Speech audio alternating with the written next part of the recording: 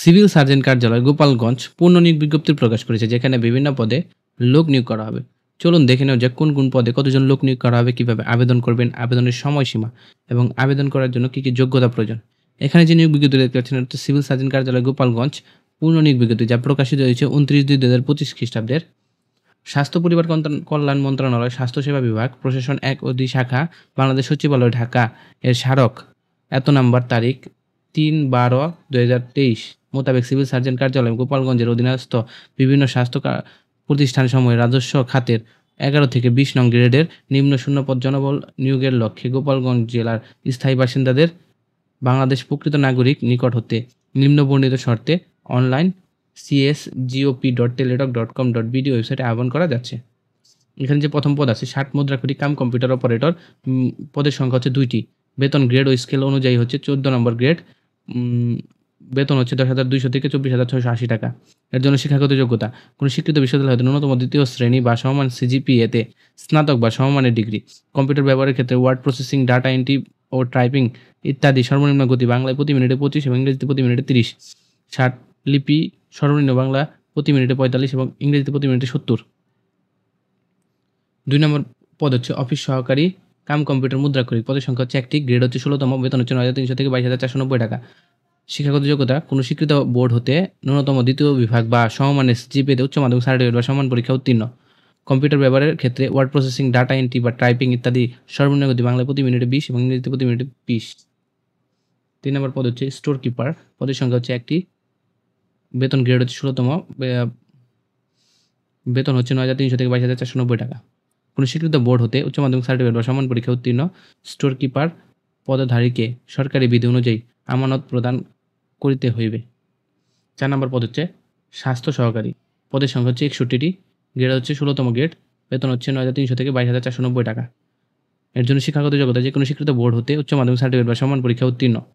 5 নম্বর পদ হচ্ছে ড্রাইভার, পদের সংখ্যা হচ্ছে 4টি, গ্রেড হচ্ছে 16তম, বেতন হচ্ছে 9,300 থেকে 22,490 টাকা।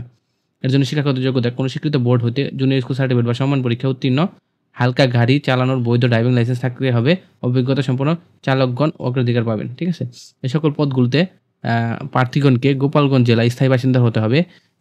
স্বাস্থ্য সহকারী পদের ক্ষেত্রে সংশ্লিষ্ট সাবেক ওয়ার্ড ইউনিয়ন স্থায়ী বাসিন্দা হতে হবে। সংশ্লিষ্ট ওয়ার্ডের যোগ্য প্রার্থী না পাওয়া গেলে একই ওয়ার্ডে ইউনিয়নের পার্শ্ববর্তী ওয়ার্ডের প্রার্থীদের নির্বাচন করা হবে।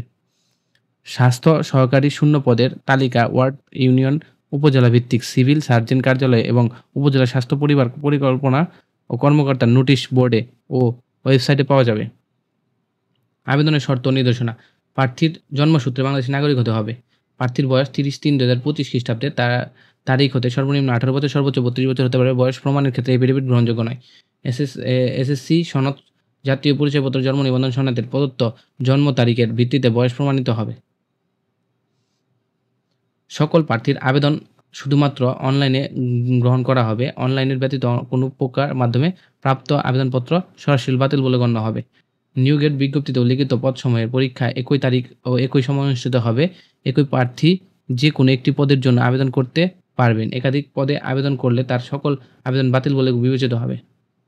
স্বাস্থ্য অধিদপ্তর স্মারক নিয়োগ 4/18 খ্রিস্টাব্দের তারিখে বিজ্ঞপ্তি অনুযায়ী যারা পূর্বে 60 মুদ্রাক্ষরিক কাম কম্পিউটার অপারেটর, অফিস সহকারী কাম কম্পিউটার মুদ্রাক্ষরিক, স্টোর কিপার, স্বাস্থ্য সহকারী, ড্রাইভার পদে আবেদন করেছেন তাদের পুনরায় আবেদন করার প্রয়োজন নেই। তাদের আবেদন সঠিক থাকলে গ্রহণযোগ্য বলে বিবেচিত হবে এবং তাদের বয়স পূর্বের বিজ্ঞপ্তি শর্তা অনুযায়ী গণনাযোগ্য হবে। তারা বর্তমানে জারিকৃত নিয়োগ বিজ্ঞপ্তির উক্ত নিয়োগ পরীক্ষায় অংশগ্রহণ করতে পারবেন এবং যোগ্য প্রার্থীদের উক্ত নিয়োগ পরীক্ষায় অংশগ্রহণের জন্য প্রবেশপত্র ইস্যু করা হবে।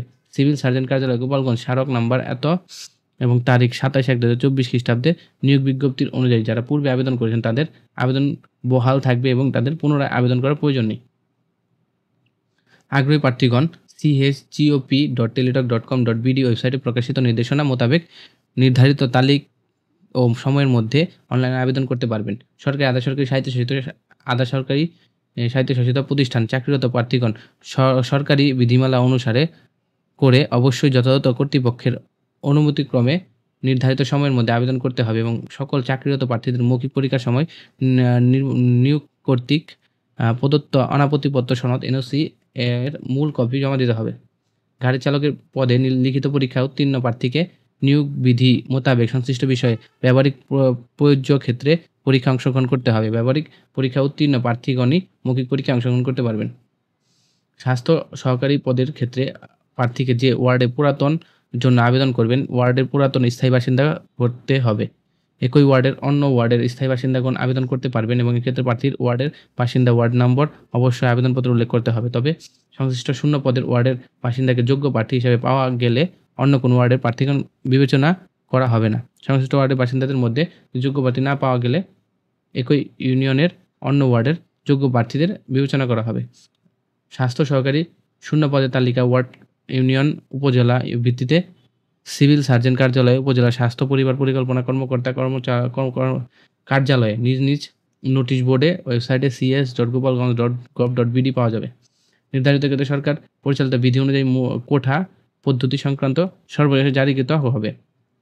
কোঠা নির্ধারণের ক্ষেত্রে সরকার সর্বশেষ প্রজ্ঞাপন জারি 23 জুলাই 2024 মোতাবেক সকল গ্রেডে নিম্নে নির্ধারিত কোঠা পদ্ধতি অনুসরণ করা হবে। মেধাবী 93%, মুক্তিযোদ্ধা শহীদ মুক্তিযোদ্ধা বীরাঙ্গনা সন্তানের 5% এবং ক্ষুদ্র নৃগোষ্ঠীর 1% এবং শারীরিক প্রতিবন্ধী তৃতীয় লিঙ্গের জন্য 1%। প্রার্থীর সকল আবেদন বর্ণিত স্থায়ী ঠিকানা যদি ইতিপূর্বে কোনো সার্টিফিকেট অন্য কোনো বর্ণিত স্থায়ী ঠিকানা হতে ভিন্ন হয় কিংবা মহিলা প্রার্থীদের ক্ষেত্রে যদি স্বামীর স্থায়ী ঠিকানা ব্যবহার করা হয়, তবে সেই ক্ষেত্রে প্রার্থীর পরিবর্তন স্থায়ী ঠিকানার সাপেক্ষে জাতীয় পরিচয়পত্র সংশ্লিষ্ট সিটি কর্পোরেশনের মেয়র, ওয়ার্ড কাউন্সিলর, পৌরসভা মেয়র, কাউন্সিলর, ইউনিয়ন পরিষদ চেয়ারম্যানের কর্তৃক স্বাক্ষরিত নাগরিকত্ব সনদের দাখিল করতে হবে। প্রার্থী কর্তৃক প্রদত্ত যে কোনো তথ্য গোপন বা সত্য অসত্য মিথ্যা প্রমাণিত হলে অথবা কোনো প্রকারের প্রতারণা ও দুর্নীতি আশ্রয় গ্রহণ করলে পরীক্ষা পূর্বে, পরে, এমনকি নিয়োগের পরে যে কোনো পর্যায়ে প্রার্থিতা বাতিল বলে করার প্রার্থীর বিরুদ্ধে যথাযথ আইনগত ব্যবস্থা করা হবে। কোনো প্রার্থীর কোনো বিদেশি নাগরিকের বিবাহ করতে প্রতিবন্ধকতা হলে তিনি আবেদনের অযোগ্য বলে বিবেচিত হবে। ফৌজদারি আদালত কর্তৃক নোটিশ, স্থল অভিযোগ দণ্ডিত কোনো কিংবা সরকারি স্বায়ত্তশাসিত প্রতিষ্ঠানে স্থায়িত চাকরি হতে বরখাস্ত করে থাকলেন তিনি আবেদনের অযোগ্য বলে বিবেচিত হবে। আবেদনকারী তার সকল অর্জিত শিক্ষাগত যোগ্যতা অভিজ্ঞতা বিষয়ে আবেদন উল্লেখ করতে হবে। অনলাইন আবেদনের পূরণ সংক্রান্ত নিয়মাবলী হচ্ছে: অনলাইন আবেদন পূরণের ফি জমার শুরুর তারিখ হচ্ছে 10/3/2025 খ্রিস্টাব্দে সকাল 9 ঘটিকা। অনলাইন আবেদনের শেষ তারিখ হচ্ছে পূরণ ও ফি জমা দেওয়ার শেষ তারিখ হচ্ছে 30/3/2025 রাত 12 ঘটিকা পর্যন্ত। ইউজার আইডি প্রাপ্ত প্রার্থীগণ অনলাইনে সাবমিট করার 72 ঘন্টার মাধ্যমে SMS এর মাধ্যমে ফি জমা দিতে হবে। ঠিক আছে। অনলাইনে আবেদন করার সময় ছবির সাইজ হচ্ছে 300x300 পিক্সেল এবং স্বাক্ষর সাইজ 300x80 পিক্সেল। ছবির সাইজ 100 KB, স্বাক্ষর সাইজ 60 KB। অনলাইন আবেদন যেহেতু পরবর্তী কার্যক্রম ব্যবহৃত হবে, সেহেতু অনলাইন আবেদন সাবমিট করার পূর্বেই পূরণকৃত সকল তথ্যের সঠিকতা সম্পর্কে প্রার্থী শতভাগ নিশ্চিত হবেন। অনলাইন আবেদন করার পর ফি জমা দেওয়ার জন্য 2টি SMS ফি জমা দিতে হবে টেলিটক প্রিপেড নাম্বার থেকে। ফি জমা দেওয়ার বাবদ 1 থেকে 5 নং ক্রমিকের জন্য 100 টাকা, টেলিটক সার্ভিস চার্জ 12 টাকা, সর্বমোট 112 টাকা অফেরতযোগ্য 72 ঘন্টার মধ্যে জমা দিতে হবে। বিশেষত অনলাইনে আবেদনপত্রের সকল অংশ পূরণ করে সাবমিট করা হলে পরীক্ষার ফি জমা না দেওয়া হলে অনলাইন আবেদনপত্রে কোনো অবস্থায় গৃহীত হবে না। অনলাইন আবেদন প্রথম SMS হচ্ছে SMS পাঠানোর মাধ্যমে যে ফিটা জমা দিবেন সেটা হচ্ছে CSGOP স্পেস ইউজার আইডি লিখে পাঠিয়ে দিতে হবে 16222 নম্বরে। ফিরতি SMS আপনি একটা পিন নাম্বার পাবেন। পিন নাম্বার লিখতে হবে CSGOP স্পেস ইয়েস লিখে পিন নাম্বার লিখে পাঠিয়ে দিতে হবে 16222 নম্বরে। তার ফিরতি SMS আপনার কংগ্রাচুলেশন মেসেজ জানানো হবে এবং ইউজার আইডি পাসওয়ার্ড পাবেন। পরবর্তীতে SMS এর মাধ্যমে জানিয়ে দেওয়া হবে প্রবেশপত্র ডাউনলোডের জন্য csgop.teletalk.com.bd ওয়েবসাইটের মাধ্যমে অথবা www.cs.gopalganj.gov.bd ওয়েবসাইটের মাধ্যমে ইউজার আইডি পাসওয়ার্ড দিয়ে আপনার প্রবেশপত্র ডাউনলোড করতে পারবেন।